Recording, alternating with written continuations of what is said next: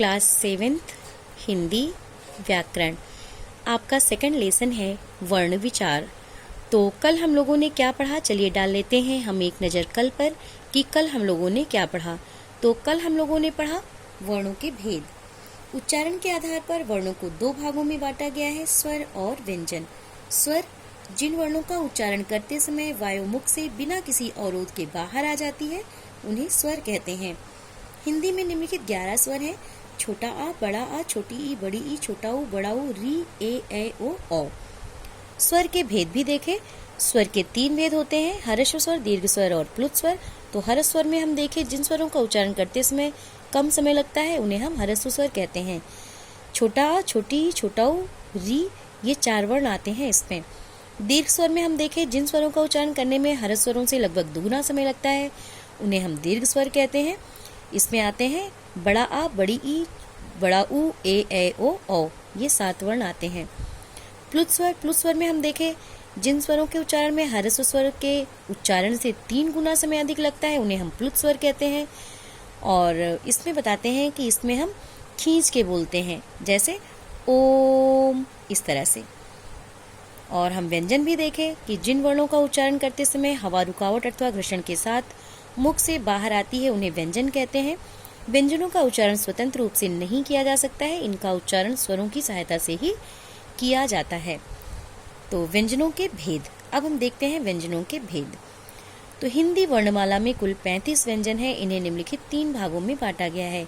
पहला है स्पर्श व्यंजन, दूसरा है अंतस्थ व्यंजन और तीसरा है ऊष्म व्यंजन। तो देखिए स्पर्श व्यंजन। स्पर्श व्यंजन में बताते हैं कि जिन व्यंजनों का उच्चारण करते समय वायु निकलने से पूर्व मुख के किसी न किसी भाग का स्पर्श करती हुई बाहर आती है उन्हें स्पर्श व्यंजन कहते हैं। का से लेकर माँ तक के 27 व्यंजन स्पर्श व्यंजन हैं जो निम्नलिखित हैं। इसमें बताते हैं कि का से लेकर माँ तक के वर्ण, ये 27 व्यंजन वर्ण ऐसे हैं जो स्पर्श व्यंजन के अंतर्गत आते हैं। इसमें देखिए एक ये तालिका बनाई गई है, ये देखिए ये है। और इसमें देखिए ये है आपका, ये इधर दिए हैं व्यंजन वर्ण, ये सब व्यंजन वर्ण दिए हैं और इधर ये वर्ग बनाए हैं और ये इसमें उच्चारण स्थान भी, एक तरफ ये उच्चारण स्थान बनाए हैं। तो देखिए ये का वर्ग है। का वर्ग में कौन कौन से वर्ण आते हैं ये देखिए, क, ख, ग, घ, अंग्या, ये आते हैं का वर्ग के अंतर्गत।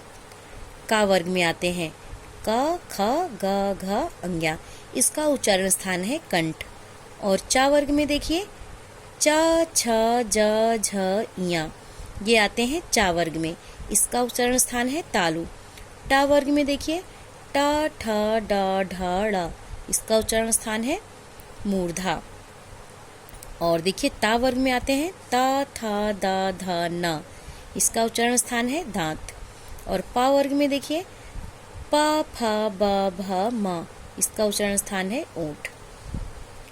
इसमें आगे बताते हैं ड़ा और ढा भी स्पर्श व्यंजन है। ड़ा और ढा भी स्पर्श व्यंजन के अंतर्गत आते हैं। इनका उच्चारण स्थान क्या है? इनका उच्चारण स्थान है मूर्धा। ड़ा और ढा का उच्चारण स्थान मूर्धा है। और अब हम देखते हैं अंतस्थ व्यंजन। अंतस्थ व्यंजन में देखिए इसमें बताते हैं 4 व्यंजनों का उच्चारण स्वरों तथा व्यंजनों के मध्य का होता है। इसमें बता रहे हैं कि 4 व्यंजनों का उच्चारण स्वरों तथा व्यंजनों के मध्य का होता है, बीच का होता है, इस कारण इन्हें अंतस्थ व्यंजन कहते हैं। ये निम्नलिखित हैं, कौन कौन से हैं इसको देखिए। ये देखिए ये है या, रा, ला, वा, या, रा, ला, वा, ये आते हैं अंतस्थ व्यंजन में। अब हम देखते हैं ऊष्म व्यंजन। तो ऊष्म व्यंजन में देखिए जिन वर्णों का उच्चारण करते समय वायु मुख से टकराकर ऊष्मा अर्थात गर्मी पैदा करती है उन्हें ऊष्म व्यंजन कहा जाता है। ये निम्नलिखित 4 हैं। इसमें देखिए ये है श, श, स, ह, श, श, स, ह, ये आते हैं ऊष्म व्यंजन में। तो आज बस इतना ही। आगे कल आज आपका होमवर्क है, ये जो भी कुछ मैं आपको पढ़ाई हूँ इसको आप फिर से पढ़ेंगे और समझेंगे भी आगे कल। Thank you.